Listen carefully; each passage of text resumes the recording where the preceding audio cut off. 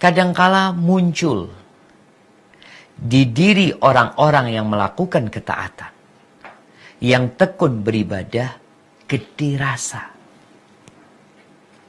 ujub,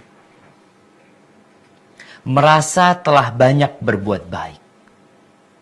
Jadi memang penyakit manusia yang berbuat dosa, penyakitnya itu adalah terus-terusan berbuat dosa. Tapi orang yang melakukan dosa, tatkala dia tahu yang dia kerjakan dosa, itu biasanya perasaan gede rasa itu nggak ada. Ujub sama dosa-dosanya itu, ya insya Allah nggak ada. Jadi mungkin ada kondisi yang aneh sekali. Ada orang bangga dengan dosanya, ya. Tapi itu sedikit. Karena tatkala orang berbuat dosa, biasanya dia malu. Sehingga Nabi SAW ketika ditanya tentang dosa, dosa itu adalah mahaka fi nafsika wa karihta ayattali alaihin nas. Dosa itu adalah sesuatu yang membuat dadamu sesak. Dan engkau nggak ingin orang lain tahu. Jadi sangat sedikit sekali kondisi orang yang bangga sama dosanya. Walaupun ada. Tapi secara umum, orang tuh takut dosanya diketahui sama orang. Sehingga dia menyembunyikannya. Ini penyakit. Penyakit yang kedua, yang menyerang orang-orang yang melakukan ketaatan. Yang banyak pahalanya.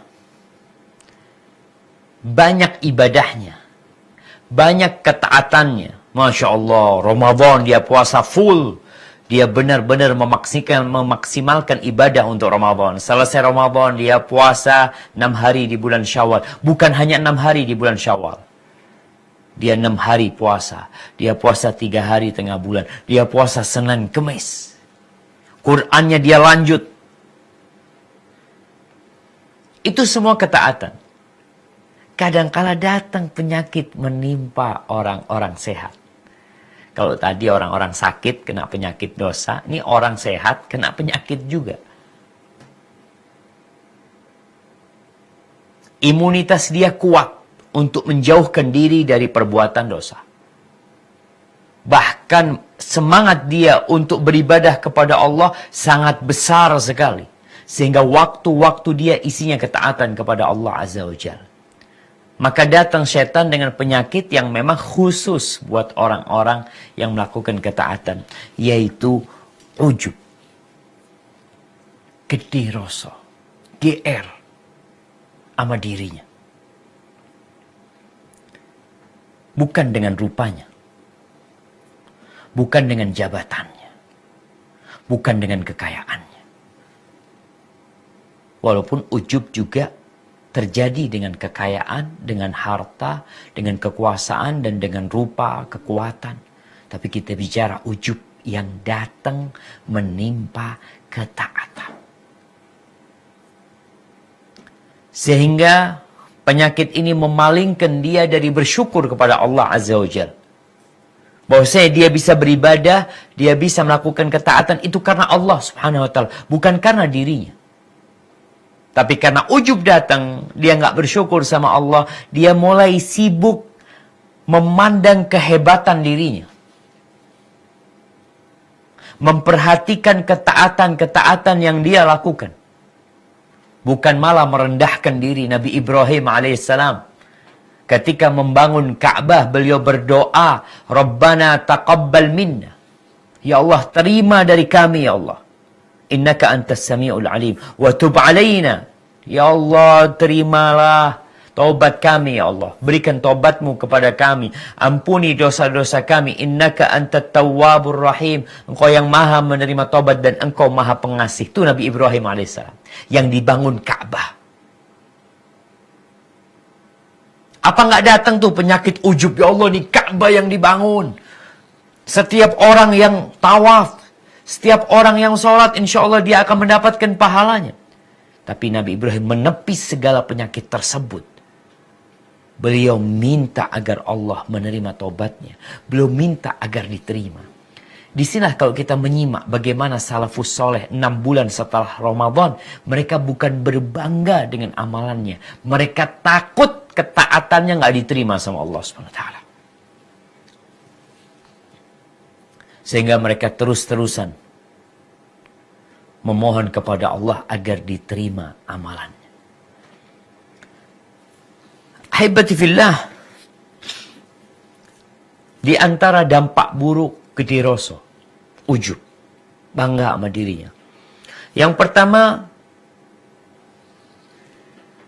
akan menyembunyikan banyak kebaikan. Karena dia udah merasa baik. Orang tuh kalau belum baik akan berusaha baik.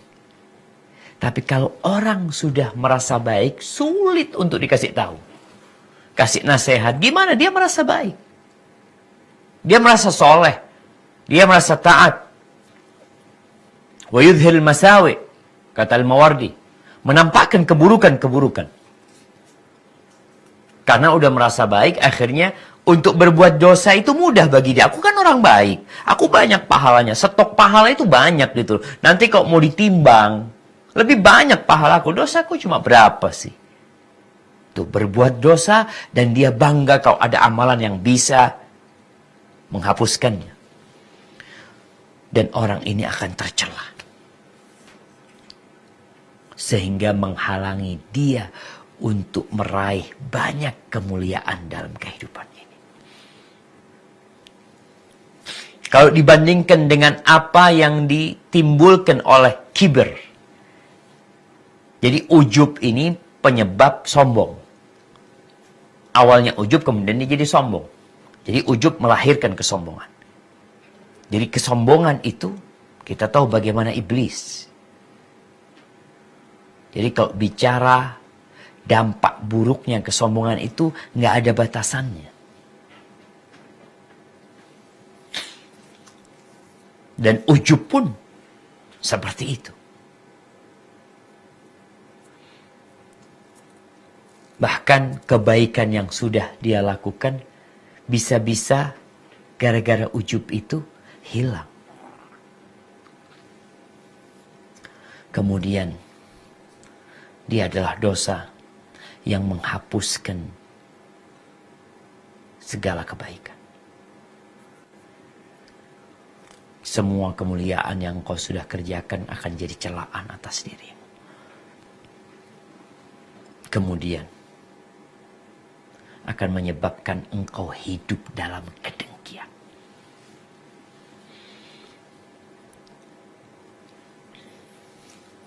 Para ulama menjelaskan bahwasanya orang yang gede rosol tadi, dengan amalan dia ya, dengan ketaatan dia, itu akan mengantarkan kepada dua kondisi yang tercela. Yang pertama, dia itu akan merasa baik, merasa telah berbuat baik kepada Allah. Sehingga dia akan mengungkit-ungkit kebaikannya. Aku kan seperti ini, aku kan seperti ini. Seperti orang-orang Badui yang datang, kami telah beriman. Yamununa alaikan aslamu. Mereka mengungkit-ungkit seakan-akan masuk Islamnya mereka itu adalah mereka berbuat baik kepada Nabi alaihi salatu wassalam. Enggak. Makanya orang yang ujub ini merasa telah berbuat baik kepada Allah Subhanahu wa taala. Dan orang yang mengungkit-ungkit kebaikan dia, maka dia adalah manusia yang telah ingkar, kufur kepada nikmat Allah Subhanahu wa taala. Orang tuh merasa telah berbuat baik karena dia merasa nikmat yang Allah berikan nggak banyak sama dia. Aku jauh lebih baik. Engkau tuh bisa ruku, engkau bisa sujud, itu nikmat dari Allah Subhanahu wa taala. Engkau bisa sedekah, hartanya dari mana? Siapa yang menggerakkan hatimu untuk bersedekah? Engkau bisa tiap tahun berangkat umrah di bulan Ramadan. Siapa yang menggerakkan hatimu?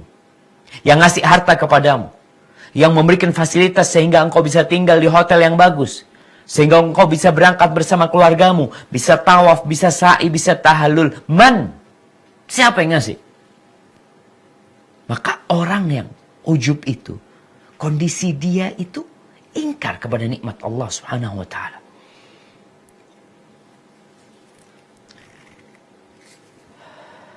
Kemudian yang kedua, orang yang ujub. Maka dia selain merasa udah baik, dia ungkit-ungkit kebaikannya, berarti dia akan berani berbuat dosa. Karena seperti yang tadi kita bicarakan, dia merasa punya stok kebaikan yang udah banyak. Lemari dia isinya semua kebaikan. Sebagian salaf mengatakan, dhahikun mu'tarif bidhambihi. Orang yang tertawa. Orang itu tertawa, tapi dia mengakui dosa-dosa dia.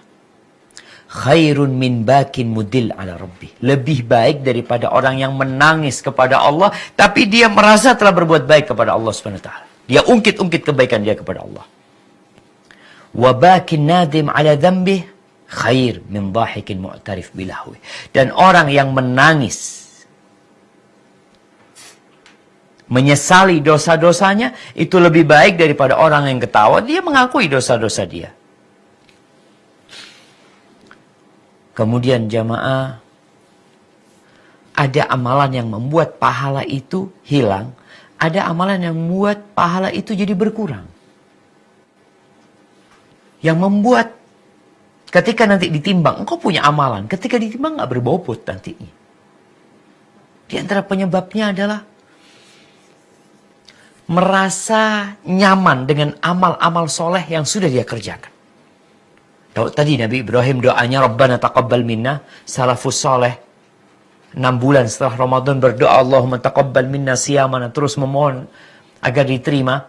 Nabi kita alaihi salatu wassalam di akhir hayatnya, beliau terus bertasbih, beristighfar, bertobat kepada Allah Subhanahu wa taala.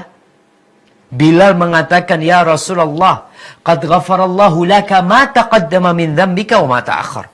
Allah sudah mengampuni dosa-dosamu yang masa lalu dan yang akan datang. Terus kenapa engkau seperti ini? Itulah rasa takut kepada Allah SWT. Kalau orang yang merasa sudah diampuni dosa-dosanya, merasa aman sudah selesai, maka dia akan terus berbuat dosa. Jadi orang yang yakin dengan apa yang sudah dia kerjakan, tanpa ada rasa takut ditolak sama Allah SWT, dia akan membuat dirinya merasa cukup dengan apa yang sudah dia kerjakan, dan menyebabkan dia untuk masa depannya dia, ya udahlah, semangat untuk beramal berkurang. Semangat untuk beramal berkurang. Dan orang yang akhirnya dia beramalnya sedikit, kemudian dia bersandar dengan apa yang sudah dia kerjakan, dia nggak berharap pahala lagi udah, karena dia merasa udah punya. Dan dia juga nggak bersyukur sama Allah SWT. Nabi terus beramal. Dan beliau ketika ditanya kenapa, afala akun abdan syakura. Kemudian orang yang yakin itu merasa aman tadi. Orang yang merasa aman dari Allah SWT nggak takut. Sehingga nggak takut sama Allah. Dia meremehkan perintah-perintah Allah.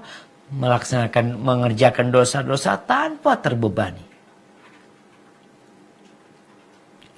Ahibati fillah. Salah seorang ulama salaf mengatakan, la'an abid na'imah. Aku bermalam dalam kondisi tidur. Wa usbih nadiman, tapi di pagi harinya aku menyesal. Ahabbu ilayya min an abita qa'iman wa usbih na'iman.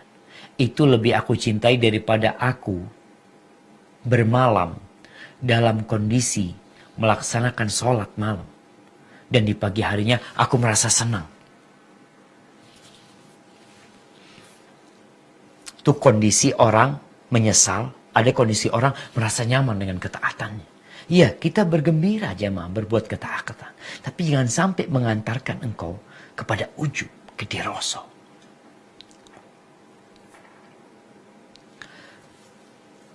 Kalau bicara hukumnya ujub, ya jelaslah. Haram.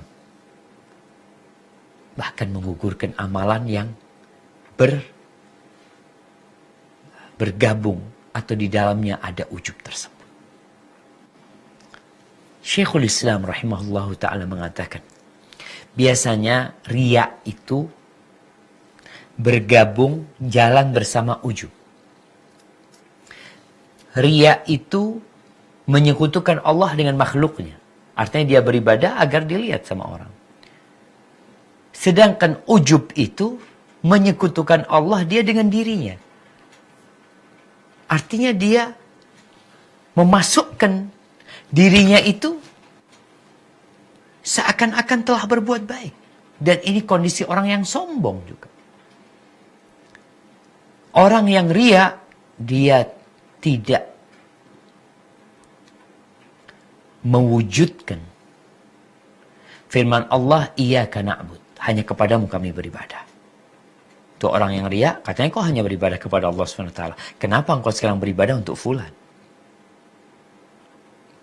Dan orang yang ujub, itu tidak mewujudkan firman Allah, wa iyyaka nasta'in. Engkau bangga sama dirimu. Engkau lupa kalau engkau minta tolong sama Allah SWT.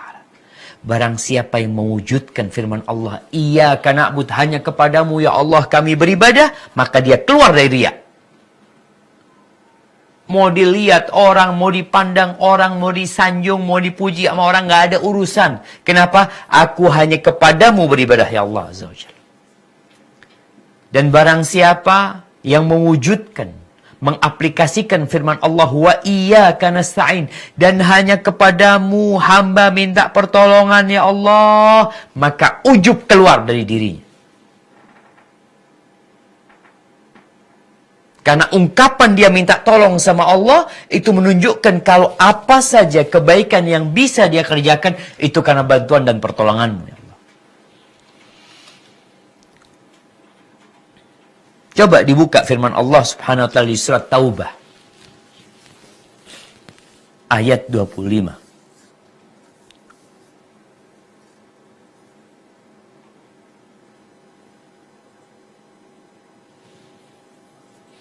Surat Taubah ayat 25.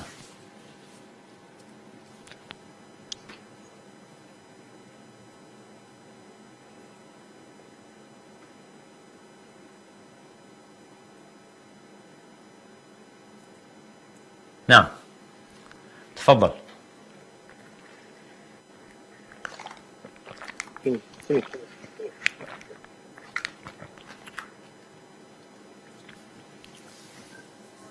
Siap, langsung. أعوذ بالله من الشيطان الرجيم لقد نصركم الله في مواطن كثيرة ويوم حنين إذ أعجبتكم كثرتكم فلم تغن عنكم شيئا وضاقت عليكم الأرض بما رحبت ثم وليتم مدبرين. Barakallahu fiik. Artinya, sungguh Allah telah menolong kamu kaum mukminin di banyak medan perang, dan ingatlah perang Hunain ketika jumlahmu yang besar itu membanggakan kamu, tetapi jumlah yang banyak itu sama sekali tidak berguna bagimu, dan bumi yang luas itu terasa sempit bagimu. Kemudian kamu berbalik ke belakang dan lari tunggang langgang. Barakallahu fiikum. Tuh. Terjadi di masa para sahabat ketika Nabi sedang hidup. Di situ ada Abu Bakar, di situ ada Umar, di situ ada Uthman, di situ ada Ali.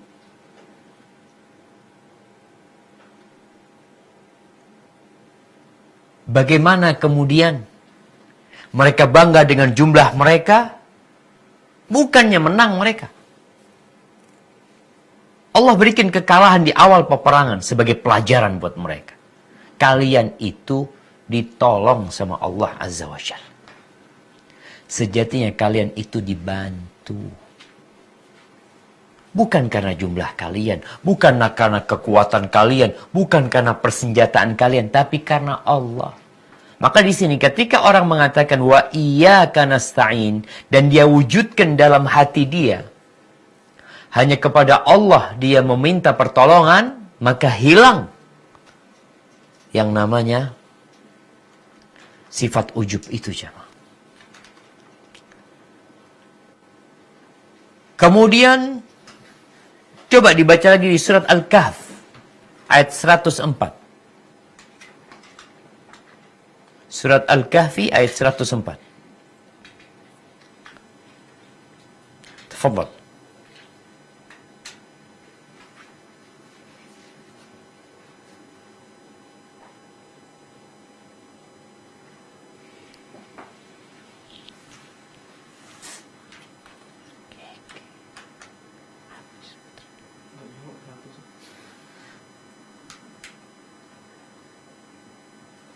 Nah, tafadhal. Surat Al-Kahfi ayat 104.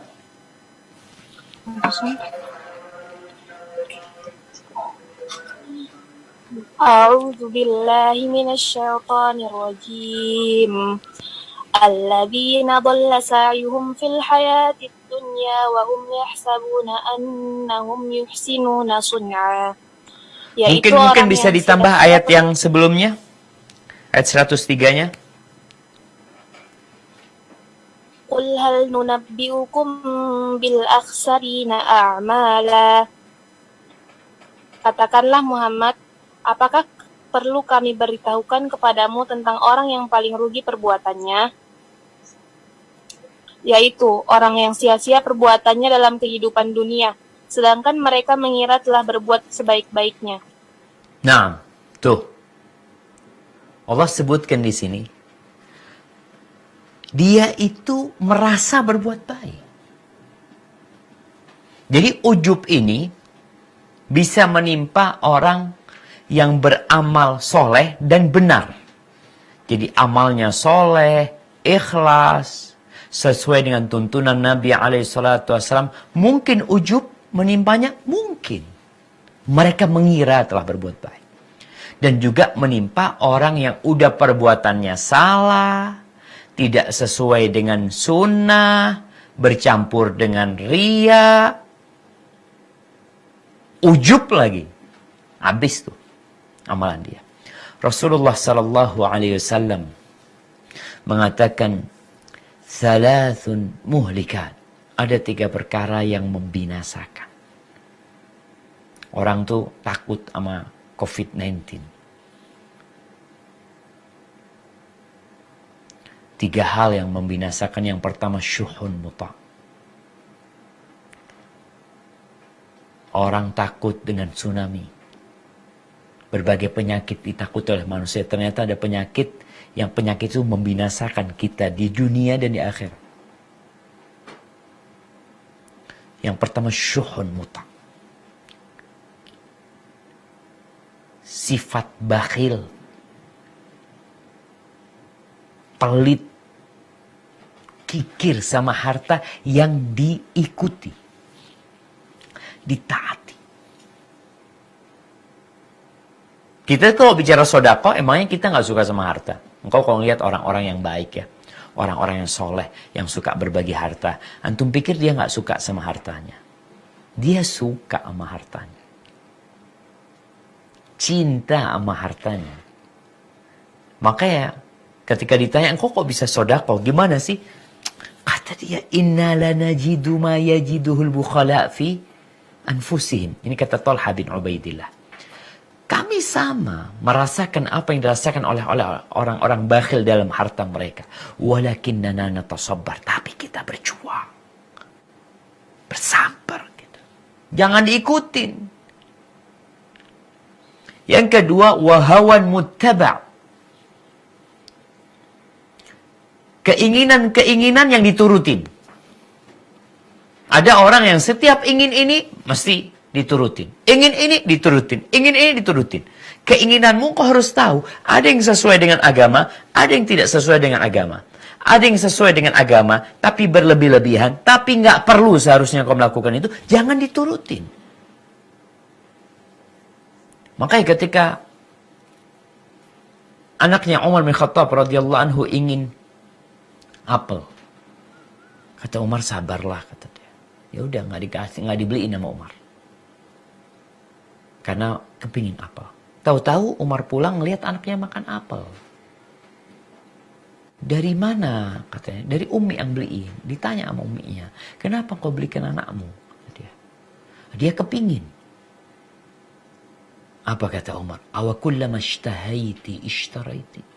Apakah setiap engkau menginginkan sesuatu, engkau harus beli? Engkau harus turutin. Kita kadang-kala perlu mengontrol hawa, keinginan kita itu. Perlu dikontrol. Ramadan kemarin kita mau makan, kita nggak makan puasa. Dikontrol hawa nafsunya. Sebagaimana kita lihat orang-orang yang sakit, Masya Allah. Orang yang kalau kena penyakit ini, itu dia jaga. Dia kepingin, kalau dikatakan, aku kepingin makan gorengan. Tapi kata dokter nggak boleh, nggak makan dia. Aku kepingin makan ini, tapi bahaya, nggak makan dia. Terus kenapa kita terusan mengikuti, menuruti nafsu kita?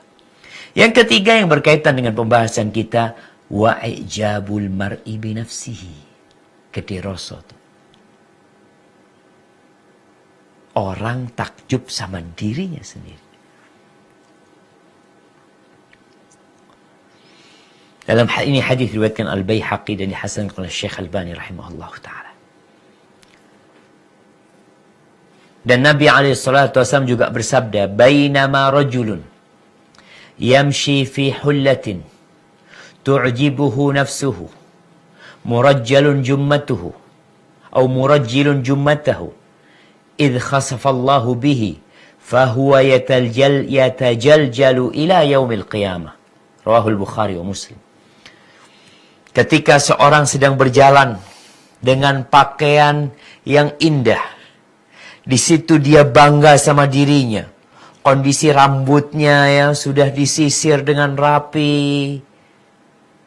Ada kebanggaan kepada dirinya ketika dia berjalan. Tuh orang biasanya jalan dengan pakaian yang bagus ya. Mungkin Allah kasih dia paras yang indah. Karena ada perempuan-perempuan yang bangga dengan parasnya. Laki-laki yang bangga dengan tubuhnya. Kemudian dia berjalan dengan perasaan itu di dirinya. Tahu-tahu ketika itu Allah belah ini bumi dan dia ditelan oleh bumi. Dia kemudian di dalam bumi itu terus masuk, menggerak-gerakkan kakinya sampai hari kiamat diadab seperti itu.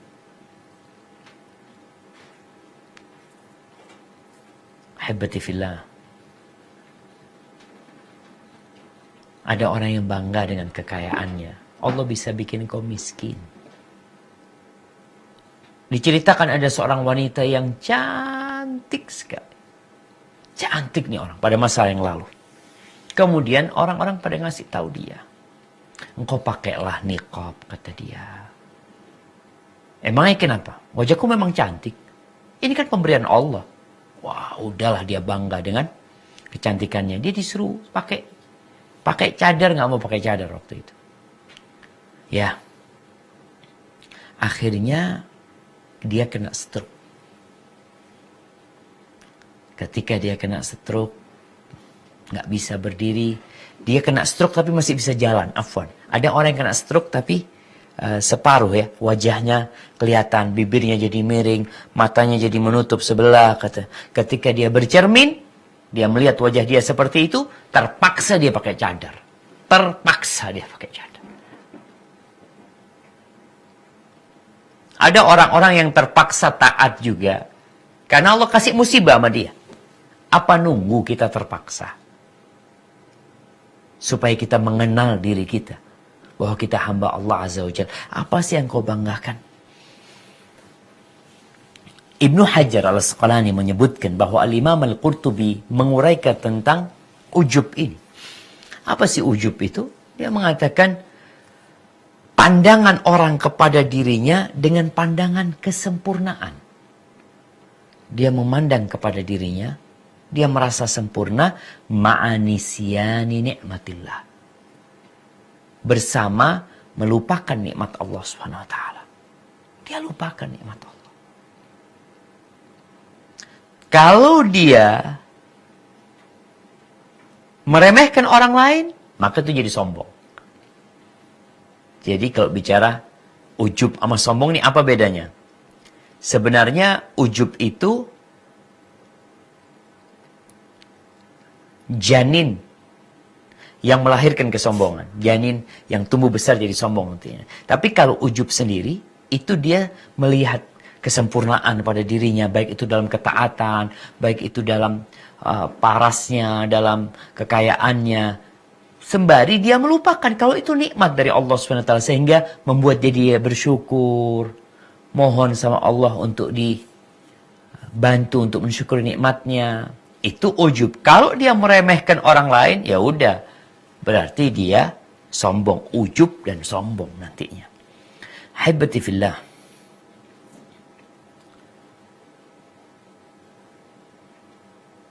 Apa sebab-sebab ujub? Apa sih yang membuat orang itu ujub? Yang pertama, kebodohan.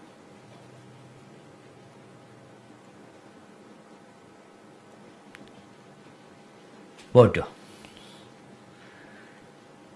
Walaupun dia pinter. Kadang-kadang nih orang merasa dia banyak hadis yang dihafalkan. Banyak ayat-ayat yang dia hafal. Masya Allah. Jadi kalau dia lihat nih orang Masya Allah. Udah. Tapi karena dia bangga sama dirinya. Itu menunjukkan kebodohan dia. Kalau engkau tahu dengan kelemahan dirimu. Engkau tahu dengan besarnya nikmat Allah kepadamu. Engkau nggak akan ujub. Karena orang ujub itu orang bodoh.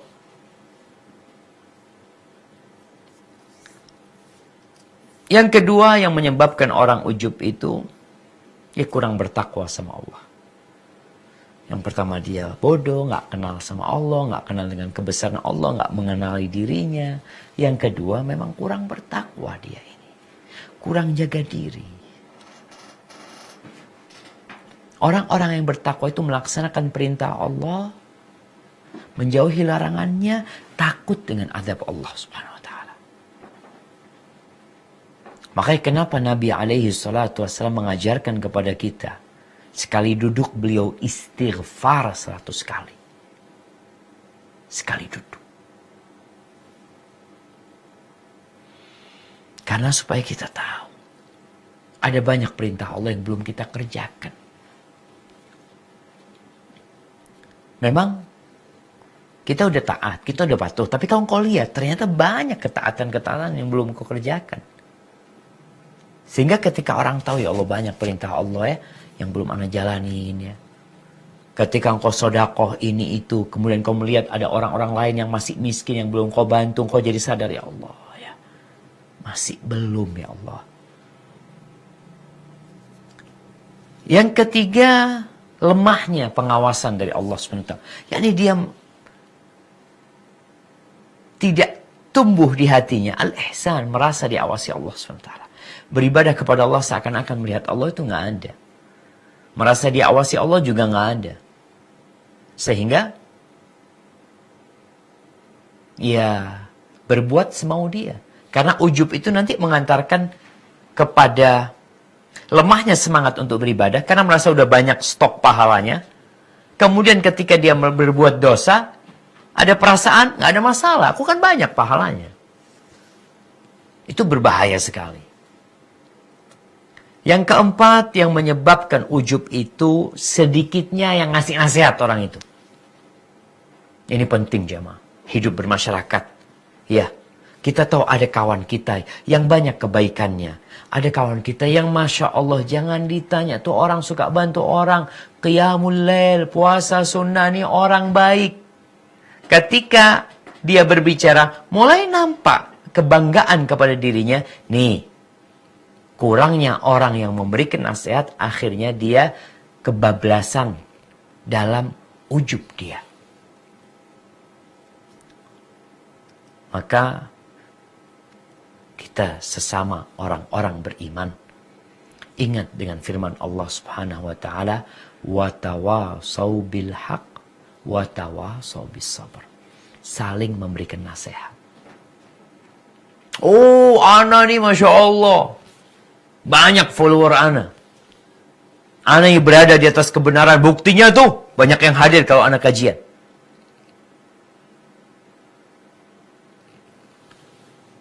Apakah banyaknya pengikut pertanda engkau orang baik? Yang kau sampaikan benar? Kalau itu ukuran kebenaran dan kebaikan dirimu, maka tuh yang ngajak-ngajak kepada kemaksiatan. Orang diajak konser di atas panggung sambil minum-minuman. Banyak banget. Tuh perempuan-perempuan yang senantiasa menampilkan auratnya, menggoda laki-laki. Dengan kecantikannya, dengan aurat yang dia tampakkan dengan suaranya. Jutaan pengikutnya. Jadi memang ada orang yang bangga dengan dosanya, ada. Tapi nggak banyak. Tapi kalau engkau merasa udah baik, tugas kita ngasih nasihat jamaah. Al-mu'min mir'atu akhi. Seorang beriman itu cermin buat saudaranya. Kalau kita lihat, ya Allah kesian fulan nih. Fulan ini sudah mulai ujub nih. Umpamanya dalam hati kita. Dia mulai berbangga ini, itu dikasih nasihat. Kadangkala, ya jangan kayak gitu. Anak kan banyak amal solehnya. Insya Allah dosa-dosa kecil kayak gini akan menghapuskan. Engkau perlu ngasih nasihat. Kita ini juga para ustadz perlu dikasih nasihat. Terus terang Ana terima kasih kepada banyak ustadz yang sering menasihati Ana. Kadangkala Ana dipanggil. Kadangkala Ana di WA. Kadangkala Ana ditelepon. Kasih nasihat. Kalau nggak ada yang ngasih nasihat, jadi ujub kita. Perlu ada yang mengerem. Nggak boleh kayak gitu. Jaga dirimu. Sayang kalau amalanmu kemudian gugur gara-gara dosa yang ujub yang ada pada dirimu. Kemudian yang kelima yang menyebabkan ujub ini memang niat buruk dan busuknya rahasia dirimu. Jadi ada orang yang penampilannya baik, padahal hatinya busuk. Allah ketika berbicara tentang orang-orang munafikin. Coba dibuka surat Al-Munafiqun. Bagaimana orang-orang munafik ini jemaah? Di surat Al-Munafiqun.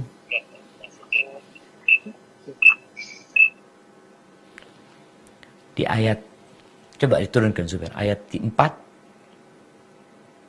Nah, dibaca ayat 4.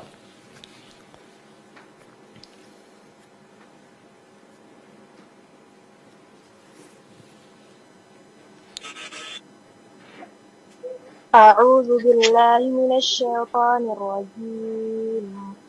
Wa idza ra'aitahum tu'jibuka ajsamuhum wa yaqulu tasma' liqawlihim ka'annahum khushubun musannadah yahsabuna kulla sayhatin 'alayhim humul adu fahdharhum qatalahumullah anna yufakun. Dan apabila engkau melihat mereka, tubuh mereka mengagumkanmu. Dan jika mereka berkata, engkau mendengarkan tutur katanya, mereka seakan-akan kayu yang tersandar. Mereka mengira bahwa setiap teriakan ditujukan kepada mereka. Mereka itulah musuh yang sebenarnya. Maka, waspadalah terhadap mereka. Semoga Allah membinasakan mereka. Bagaimanakah mereka dapat dipalingkan dari kebenaran? Barakallahu fiik. Itu orang-orang munafikin. Kalau melihat penampilannya baik. Sampai takjub para sahabat. Kalau dengar omongannya, Allahu Akbar. Jadi terkesima orang menyimak ucapan dia. Tapi mereka munafik. Bahkan Allah mengatakan, mereka musuh yang sebenarnya. Maka kita perlu melihat hati kita. Kita ini benar-benar beriman apa enggak? Ketaatan yang kita kerjakan itu apa sih sebenarnya tujuannya? Pujian orang, sanjungan orang? Atau engkau menginginkan dunia ini? Taib, yang keenam yang membuat orang itu jadi ujub, sanjungan orang. Sering dipuji orang, sering disanjung sama orang, dikatakan Masya Allah, engkau baik banget, ketaatanmu Masya Allah, ini bahaya. Karena membantu setan untuk membuat orang ini ujub. Yang awalnya nggak ujub, lama-kelamaan gara-gara terus disanjung, merasa besar dia. Seperti seorang anak, bapak itu kadang-kadang ngomong sama anak, nah engkau adalah anak abah yang paling ganteng. Sedunia engkau paling ganteng. Nah, akhirnya nih anak tumbuh besar, merasa paling ganteng sedunia. Bahaya nggak cuma? Padahal dia itu paling ganteng buat siapa? Buat ayahnya. Buat ibunya. Engkau orang paling baik, nak. Buat ayah dan ibunya. Adapun buat orang lain, belum tentu. Banyak di sana mungkin yang lebih baik dari dirimu. Yang kau nggak tahu sama mereka. Kalau bicara tampan, di sana banyak orang yang lebih tampan dari dirimu. Cuma memang orang tua menganggapmu, engkaulah yang paling ganteng buat dia. Engkaulah yang paling cantik buat mereka. Maka pujian ini ketika terus-terusan, dan orang tuh merasa akhirnya, oh iya betul, aku ini orang paling baik. Aku ini orang yang soleh. Aku jangan, hati-hati. Sehingga ada sebuah riwayat doanya Abu Bakar ya, atau Umar bin Khattab yang mengatakan, Allahumma ij'al amali kullahu salihan. Waj'alhu liwajhika khalisan. Wala taj'al li ahadin fihi syai'. Ya Allah, jadikan semua amalku itu amal soleh. Dan jadikan amalanku itu hanya untuk engkau ya Allah. Dan jangan sisipkan di dalamnya selain dirimu. Kemudian yang ketujuh yang membuat orang itu ujub, ya terfitnah dengan dunia. Mengikuti hawa nafsunya. Akhirnya dia jadi ujub. Ya memang dunia ini indah ya. Kita ngelihat bagaimana orang berebut keindahan dunia.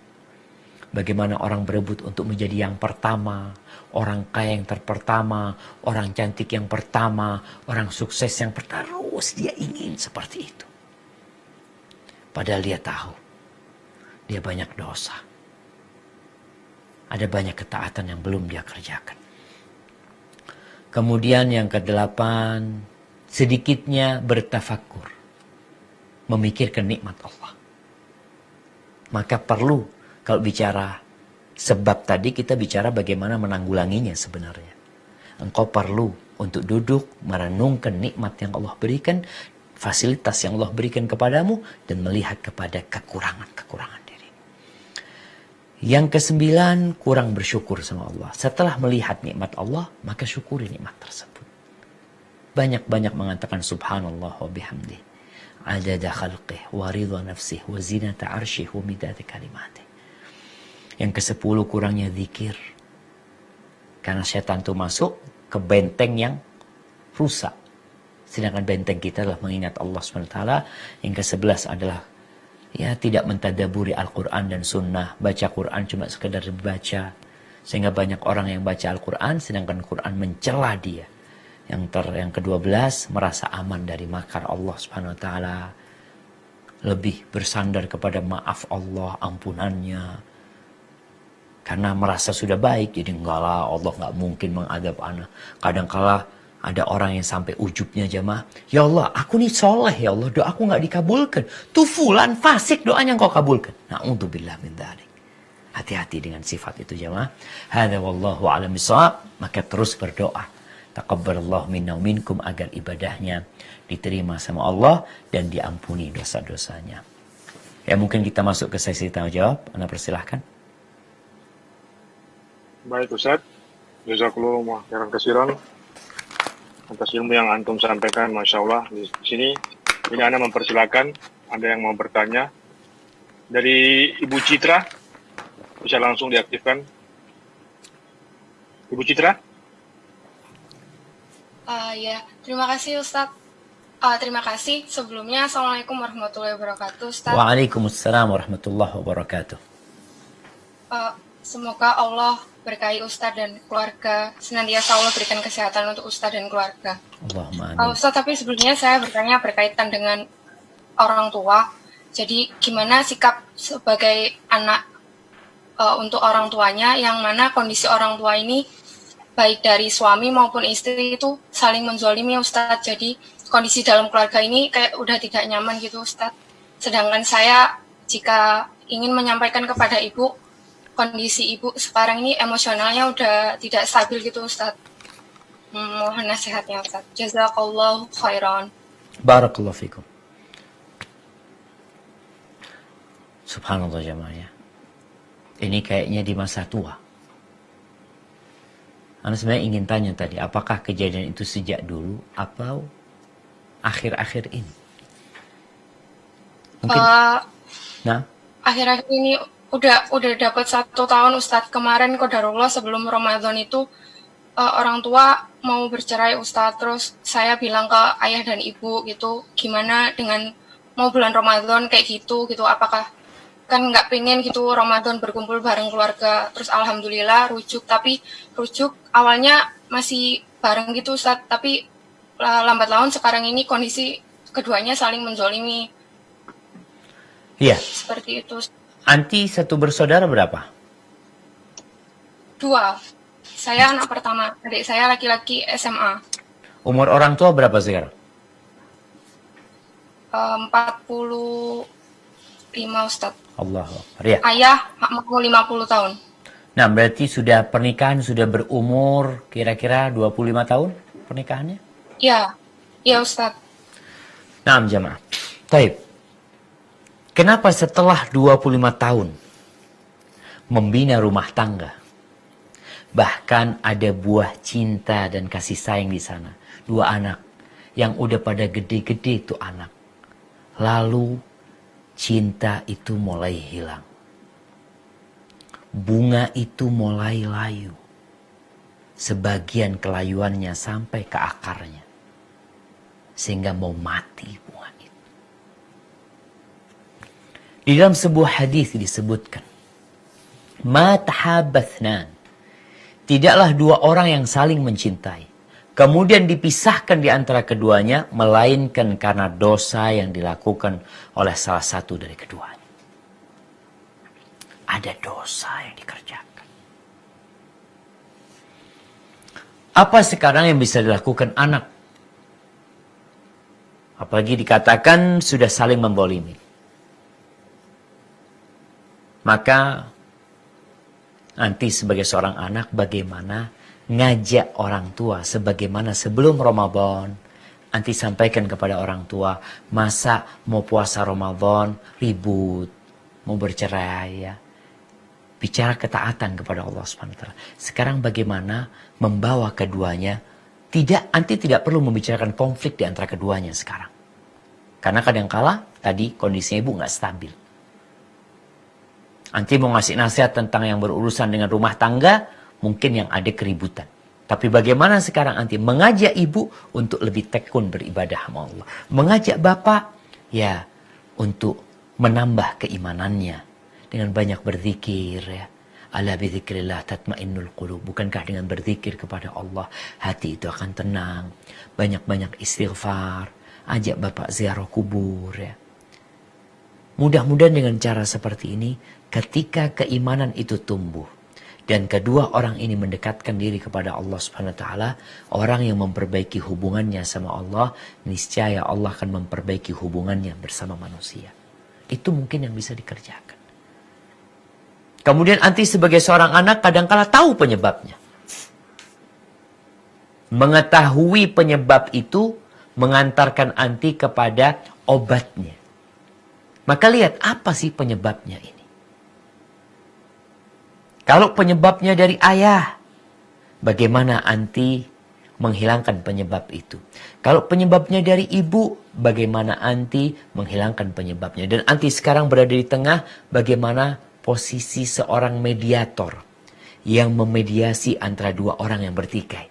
Anti harus menjadi utusan kebaikan. Anti datang ke ayah, sampaikan ibu minta maaf ya. Sampaikan hadiah, ibu masak yang enak buat ayah. Nanti anti keluar rumah belikan hadiah buat ibu. Padahal bohong. Ayah nggak ngasih hadiah, ibu juga nggak masak buat bapaknya. Namun ini termasuk dari dusta yang diperbolehkan, yaitu dusta dalam rangka mengislah, memperbaiki dua orang yang bertikai. Sambil terus-terusan anti memohon kepada Allah Subhanahu wa taala. Hadza wallahu a'lam bissawab. Jazakallahu khairan Ustaz.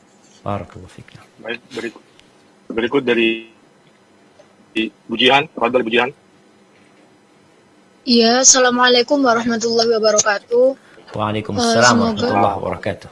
Allah menurunkan kesehatan kepada Ustadz dan tim yang lain. Ustadz, Ana mau tanya, bagaimana sikap kita yang benar apabila kita telah melakukan sholat istikharah beberapa kali, namun hati kita masih bimbang dan belum tetap dengan pilihan kita? Apakah ada yang salah dari sholat istikharah kita, Ustadz? Lalu apakah tetap melanjutkan pilihan yang kita panjatkan meskipun hati belum tenang? Sedangkan ada deadline-nya, Ustadz. Terima kasih, jazakallah. Deadline-nya apa maksudnya? Jadi seperti ada pemilihan jurusan gitu loh, Ustaz. Oke. Ada yang lain yang maksudnya Ustaz?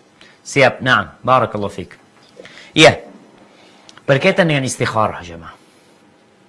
Yang pertama ada istikharah, ada istisyarah. Istikharah meminta pilihan dari Allah Subhanahu wa taala, istisyarah musyawarah, minta ide, minta masukan dari orang-orang yang berkompeten dalam masalah itu. Ketika seorang sudah musyawarah, dia minta masukan, alhamdulillah. Kemudian dia kadangkala setelah dikasih musyawarah itu mulai kebayang dia mana yang hendak dia pilih. Tapi untuk mendapatkan kemantapan dia sholat istikharah. Baik, ketika sudah sholat istikharah, apa yang harus dikerjakan? Para ulama menjelaskan jawaban istikharah itu nggak harus dengan mimpi. Tapi kadangkala jawaban istikharah itu ya udah jalanin aja. Nanti kalau jawaban istikharah itu iya, maka jalanmu akan mudah.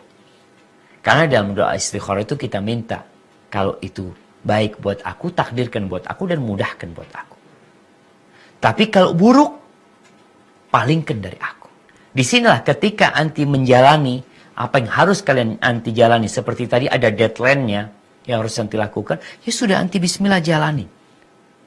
Kalau itu takdir anti yang baik buat anti, maka akan dimudahkan sama Allah SWT. Tapi kalau enggak, mungkin pilihannya lain. Kadangkala jemaah, kalau tadi dikatakan milih jurusan. Kita itu milih dua jurusan ini. Ternyata yang baik bukan dua jurusan ini. Ada sesuatu yang lain yang lebih baik. Kita nggak tahu. Makanya ketika istikharah minta ketentuan dari Allah SWT. Kadang-kala pilihannya kita kan A sama B. Padahal ada pilihan ketiga yang tidak pernah ada di benak kita. Allah Maha Tahu dan Allah Maha Kuasa. Kalau kita bicara ya naluri manusia, mungkin ada kecondongan ke sini, ke situ, atau logika manusia kayaknya nggak mungkin. Ustaz, apanya nggak mungkin? Allah kalau mau kasih yang terbaik buat dirimu setelah engkau musyawarah, setelah engkau istikharah. Kadang-kadang bicara kuliah, bicara kalau mau milih ini dan itu, akhirnya bimbang di tengah jalan, udah jalanin nggak bisa masuk. Ternyata pilihan dari istikharahmu adalah engkau menikah. Datang orang menikahimu, melamarmu. Wallahu a'lam bishawab. Itu kalau kita bicara ketentuan Allah SWT. Ada banyak rahasia takdir ilahi yang kita nggak tahu. Tapi ketika engkau sudah istikharah, jalanin. Ya udah dijalanin. Kalau kita belum mantap Ustaz, belum tenang, ya udah istikharah lagi. Boleh istikharah lagi. Tapi ketika ada deadline-nya, ya udah dijalanin. Kalau memang harus dijalanin. Kalau itu baik, akan dimudahkan. Kalau itu buruk, semoga dipalingkan dari dirimu. Hadza wallahu a'lam bissawab. Insyaallah, Ustaz. Baik, Ustaz. Mungkin ini Ana bertanya di forum tanya jawab. Assalamualaikum, Ustaz. Waalaikumsalam warahmatullahi wabarakatuh. Semoga Ustaz dan keluarga juga umat muslim di dunia selalu dalam lindungan Allah Subhanahu wa taala. Ustaz, Nah, bagaimana cara mengucapkan terima kasih kepada seseorang agar tidak menimbulkan rasa ujub? Syukron, jazakallah khair. Barakallahu fikum. Naam jamaah. Kalau bicara mengucapkan terima kasih. Yang pertama, mengucapkan terima kasih itu termasuk perintah Nabi alaihi salatu wassalam. Dan tentunya perintah Allah subhanahu wa ta'ala. Bagaimana bentuk syukur hamba kepada orang yang berbuat baik kepada dia. Rasulullah sallallahu alaihi wasallam mengatakan, la yashkurullaha man la yashkurun nas. Tidak bersyukur kepada Allah orang yang tidak berterima kasih kepada manusia, yang tidak bersyukur kepada manusia. Orang itu memberi, itu juga karena Allah yang menggerakkan hatinya kepada kita. Maka kita berterima kasih kepada Allah dan kita berterima kasih kepada orang yang memberi kepada kita. Cuma kadangkala kita takut hal itu akan menimbulkan ujub nanti di dirinya. Ya ucapan terima kasih yang biasa-biasa aja. Katakan jazakumullah khair. Semoga Allah ganti yang lebih baik ya. Semoga rezekinya lebih banyak. Sehingga kita mengingatkan dia kepada Allah subhanahu wa ta'ala. Ya Allah ya, Allah kasih rezeki banyak sama antum. Mudah-mudahan diberkahi rezeki antum sehingga antum bisa lebih banyak berbagi kepada manusia. Tapi kalau antum berterima kasih, lalu memuji-muji dia, engkau orang yang seperti ini, engkau seperti ini, akhirnya terima kasih antum dapat mengantarkan dia kepada ujub. Dan kita tahu, Nabi alaihi salatu wassalam melarang kita untuk memuji-muji orang di hadapan dia. Kalau engkau mau puji dia, puji di depan orang lain. Fulan Masya Allah, jazahullah khair, fulan itu orang baik, kayak gini. Karena takut kalau antum memuji di hadapan dia, tadi jadinya ujub. Bahkan Nabi SAW ketika mendengar ada orang yang memuji saudaranya di depannya, maka dalam sebuah riwayat dikatakan, ahlak tahu au qatal tahu, engkau sudah bunuh dia dengan ucapanmu. Bukan malah memuji dia, tapi pujian itu mengantarkan kepada matinya dia nanti. Artinya kebinasaan dia. Karena kalau sudah ujub, Nabi SAW tadi mengatakan, termasuk yang membinasakan salah satunya kebanggaan seorang dengan dirinya. Maka berusaha terima kasih yang biasa, tapi kalau engkau memuji dia, maka silahkan di tempat lain, tidak di hadapan dia. Hadza wallahu a'lam bissawab. Insyaallah, jazakallahu khair Ustaz. Satu lagi Ustaz. Assalamualaikum warahmatullahi wabarakatuh. Izin bertanya. Waalaikumsalam. Bagaimana menyikapi orang-orang yang secara terang-terangan menyampaikan kelebihan-kelebihan yang dimilikinya di hadapan kita? Sedangkan apabila ingin mengingatkan, saya masih berusaha mencari celah agar orang tersebut tidak tersinggung dengan ucapan kita. Jazakumullah khairan. Barakallahu fikum. Iya. Ya, bicara ngasih nasihat ya. Kadangkala kita itu nggak enak. Kadangkala kita takut orang itu tersinggung. Dan di antara orang yang kita dakwain itu punya hak, yaitu memilihkan buat dia sarana, cara, metode yang paling pas buat dia. Di antaranya yang pertama, jangan memberikan nasihat kepada dia di depan orang. Jangan. Kenapa? Kalau di depan orang akhirnya dia merasa dilecehkan. Cari waktu yang baik. Cari momentum yang tepat. Duduklah engkau berdua sama dia. Kemudian yang kedua, mulailah nasihatmu dengan mengutarakan kebaikan dia. Dan kecintaanmu kepada dia. Ya Allah, engkau itu orang baik. Engkau itu gini. Aku tuh sayang banget sama engkau. Aku senang banget berkawan dengan dirimu. Tapi kalau engkau gak keberatan, ada satu hal yang ingin Anda sampaikan. Karena sayang, takut kebaikanmu nantinya hilang ya. Harapan anak, engkau bisa berbuat baik itu karena Allah. Engkau bisa taat itu karena Allah. Aku pun bisa berbicara seperti ini karena Allah. Semoga kita lebih bisa mensyukuri nikmat yang Allah berikan dan tidak berbangga dengan amal-amalan anak-anak. Kadangkala juga seperti itu. Artinya antum merendahkan diri kepada dia. Sehingga dengan cara itu semoga hatinya terbuka. Yang ketiga, doakan dia. Karena apa? Yang merubah hati dia itu Rabbul Alamin. Yang menyelamatkan dia itu Allah Subhanahu wa taala.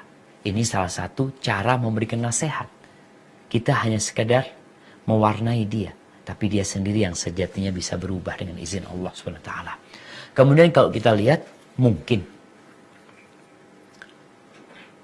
kita nggak bisa ngasih nasihat, tapi ada orang yang bisa ngasih nasihat dia. Ya silahkan, nggak apa-apa, lewat orang lain. Tapi jangan sampai akhirnya nasihat kita itu bentuknya mengadu domba antara dua orang ini. Bukan. Tapi kita memang ingin dia memberikan nasihat kepada orang tersebut. Mungkin didengar ya. Atau kalau enggak, siapalah orang yang kita anggap akan didengar. Kawan dekat dia, kawan yang baik sama dia, yang udah seperti kakak beradik, insya Allah itu akan lebih masuk kepada dia. Hadza wallahu a'lam bissawab. Nah. Masya Allah. Berikutnya dari Ibu Raisa mungkin ada? Ibu Raisa Amanda.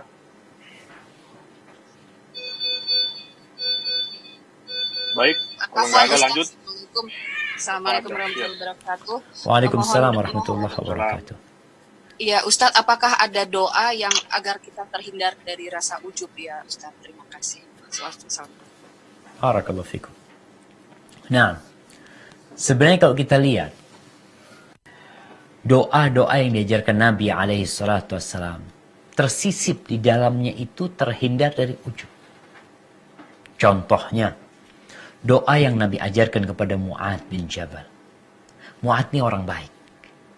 Dia termasuk alim ulamanya dari sahabat.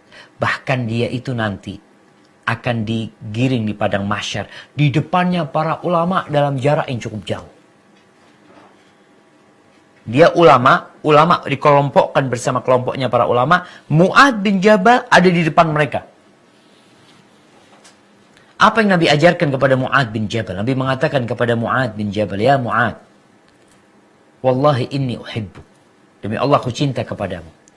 Jangan tinggalkan di penghujung salat, fi duburi kulli salah, an taqul Allahumma a'inni ala dzikrika wa syukrika wa husni ibadatik. Ya Allah, bantulah aku untuk senantiasa mengingatmu, untuk senantiasa bersyukur kepadamu, untuk beribadah yang baik kepadamu. Ketika seorang hamba meminta tolong kepada Allah, tadi di surat Al-Fatihah, iyyaka na'bud, itu akan menghilangkan riya. Wa iyyaka nasta'in, itu akan mengusir ujub. Ketika kita benar-benar minta tolong sama Allah, mengatakan a'inni, tolonglah hamba ya Allah, insya Allah riya itu akan pergi. Kenapa? Karena anak merasa anak ini bisa beribadah karena Allah Subhanahu wa taala. Yang kedua, doa Nabi Ibrahim yang mengatakan Rabbana taqabbal minna. Ya Allah, terima dari kami ya Allah. Engkau Maha mendengar, Maha mengetahui. Ya Allah, berikan taubat kepada kami ya Allah. Engkau Maha menerima taubat dan Maha pengasih. Disitulah hamba menunjukkan kehinaan dia. Jadi orang yang sombong kan merasa telah berbuat baik. Merasa amalannya sudah diterima. Sok suci itu orang. Tapi dengan doa-doa ini menampakkan bahwa dia punya banyak kesalahan. Dia punya banyak kekurangan sehingga dia minta pertolongan sama Allah Subhanahu wa taala. Insya Allah doa-doa itu kalau dibaca dengan penuh penghayatan, semoga Allah mengusir ujub. Dan kita perlu sebutkan kalau memang ada ujub di diri kita, kita minta sama Allah SWT. Ya Allah, jauhkan aku dari sifat ujub ya Allah. Dari riya, dari semua penyakit-penyakit hati. Dari iri, dengki. Bacakan, gak apa-apa. Dan gak harus berbahasa Arab ya. Ketika kita berdoa memohon kepada Allah Subhanahu wa taala. Jadi gak bisa bahasa Arab, silahkan dengan bahasa yang biasa dia baca. Barakallahu fikum. Insyaallah, barakallahu fiik Ustaz. Fadol, mungkin lanjut Mas Dodo. Oke. Assalamualaikum. Mana video? Waalaikumsalam warahmatullahi wabarakatuh. Alhamdulillah, semoga Ustadz Syafiq sehat selalu. Ini Dodo yang Ustadz, mana ini? Ana ingin bertanya Ustadz. Dodo tim Ustaz. Jamaah ini. Naam, tafadhal. Dodo. Nah Ustadz, bagaimana sikap kita Ustadz jika ada seorang ikhwan Ustadz, dia itu menampakkan keburukan-keburukannya di hadapan orang lain, tapi dia itu menyembunyikan keburukannya di hadapan ikhwan-ikhwan lain, Ustaz. Contohnya, Subhanallah. dia memasang status WA misalnya, Ustaz, di hidden dari sebagian orang dan ditampakkan ke sebagian orang lainnya. Apakah itu termasuk orang yang bisa dibongkar aibnya, Ustaz, oleh ikhwan yang melihat atau orang yang lain yang melihat keburukannya itu, Ustaz? Ya. Barakallahu fikum. Subhanallah jamaah ya. Tadi kita bicarakan di antara sebab orang ujub adalah niat buruk dan busuknya rahasia diri dia. Itu yang menyebabkan orang ujub. Tadi di dalam pertanyaan disebutkan ada nih orang-orang yang dia itu sebenarnya buruk. Dia punya sisi gelap, tapi dia tidak tampakkan. Dia tampakkan kepada teman-teman gelap dia. Kalau bersama orang-orang baik, dia tampakkan seakan-akan dia orang baik. Apakah orang seperti ini boleh dibongkar aibnya? Tergantung kondisinya. Yang pertama, tugas kita terhadap orang seperti ini adalah memberi nasihat. Seorang yang beriman itu saudara untuk orang beriman yang lainnya. Jadi bukan kita bongkar. Bahkan kata Nabi SAW, man satara musliman satarahullah. Barang siapa yang menutup aib saudaranya, maka Allah akan menutup aib dia.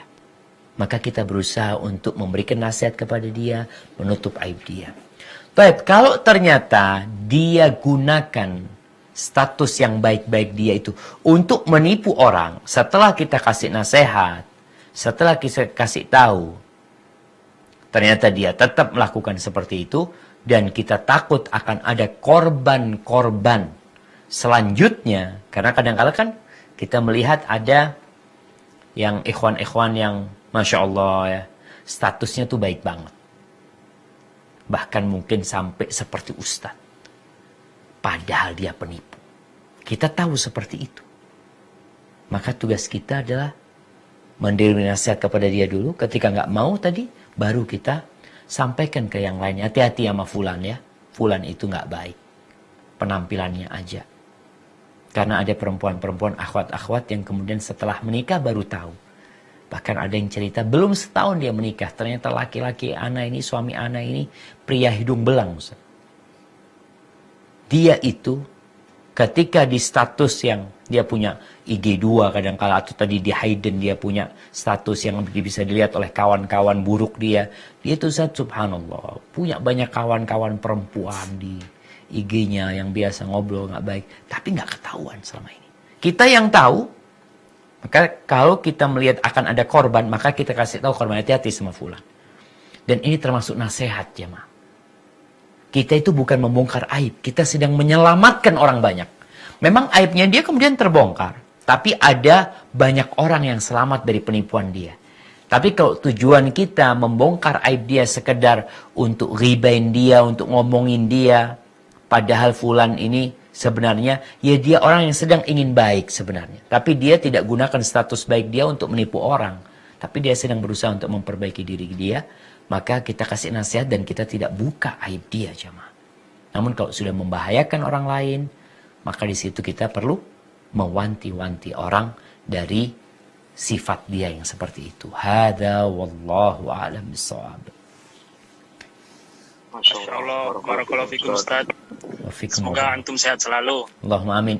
Antum udah punya anak berapa? Belum Ustaz, doain ya Ustaz. Semoga punya anaknya banyak kayak Ustaz. Amin. Langsung kembar 7 nanti antum. Amin, amin. Amin. Nah Ustaz, Masya Allah. Ustaz, mungkin ini pertanyaan terakhir ini. Assalamualaikum Ustaz. Semoga Allah selalu menjaga Ustaz dan keluarga dan melimpahi keberkahan. Amin. Izinkan saya bertanya. Begini Ustaz, sepamahaman saya, kita diperbolehkan berdoa dengan bertawasul dengan amalan soleh yang kita lakukan. Apakah cara berdoa seperti ini hanya dibolehkan dilakukan di saat kepepet saja? Atau udah mentok butuh banget dikabulkan?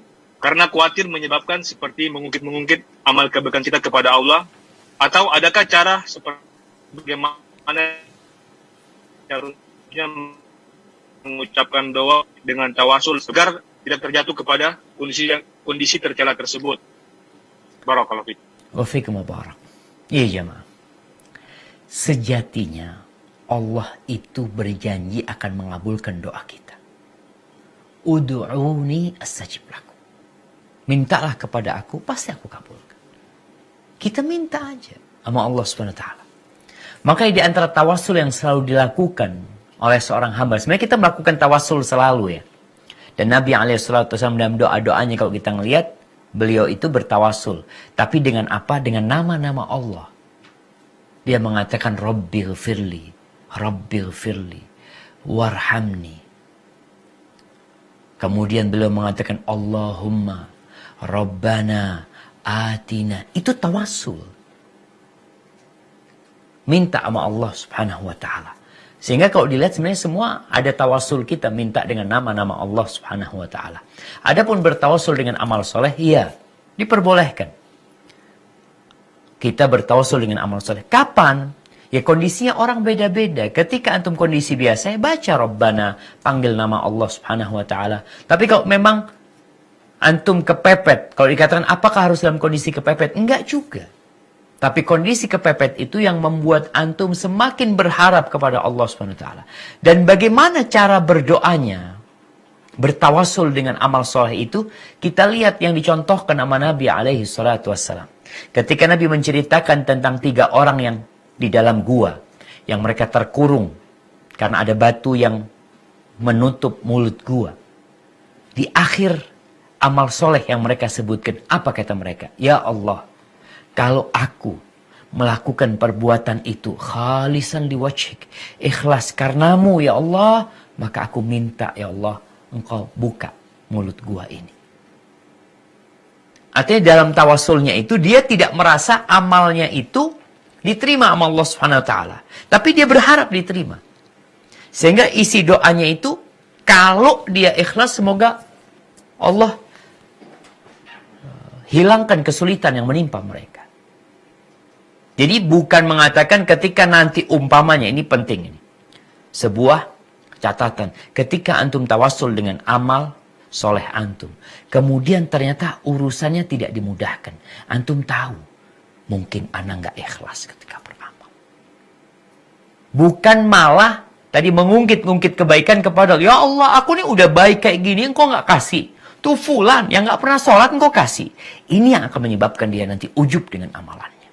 Tapi ketika dia berdoa bertawasul dengan amal solehnya, kemudian ternyata jawaban dari doanya tak kunjung datang, maka dia menuduh dirinya bahwa mungkin anak nggak ikhlas amalannya. Di situ akan mengantarkan dia kepada istighfar, mohon ampun kepada Allah Subhanahu wa taala. Karena sejatinya Allah tidak menerima amalan kecuali yang khalisan liwajhi, yang hanya untuk Allah, dan saleh, dan amal itu amal saleh. Mungkin seperti itu ketika kita bertawasul dengan perbuatan amal kebajikan kita jamaah. Tapi sejatinya ingat, tawasul yang kita lakukan itu sebenarnya dengan nama-nama Allah. Itu selalu kita kerjakan karena Allah maha mendengar dan maha mengetahui. Hadza wallahu a'lam bishawab. Itu mungkin yang bisa Anda sampaikan pada kesempatan kali ini. Apabila benar yang Anda sampaikan itu dari Allah Azza wa Jal. Kalau ada yang salah dan kurang berkenan itu dari diri Anda pribadi. Allah dan Rasulnya terbebaskan dari kesalahan. Itu semua. Kurang lebihnya Anda mohon maaf. Anda kembalikan kepada pembawa acara. Jazakumullah khairan. Alhamdulillah Ustaz atas materi yang antum sampaikan pada pagi hari ini. Mohon maaf apabila selama kajian ini berlangsung ada kekeliruan. Soalnya baru Ustaz, baru awal ini, baru coba-coba insyaAllah. Tapi insyaAllah akan terus belajar terus Ustaz. Ini bukan yang kedua, Siap, kita Ramadan waktu itu kajian bang. Nah Ustaz, masih grogi Ustaz. Apaan? Barakallahu fikum bang. Siap Ustaz, salam buat semua tim di sana, buat Bang Zubair, buat semuanya. Insyaallah mudah-mudahan terus lancar, semangat. Insyaallah kita tutup kajian ini dengan doa kafaratul majlis. Subhanakallahumma wa bihamdika asyhadu an la ilaha illa anta astaghfiruka wa atubu ilaik. Assalamualaikum.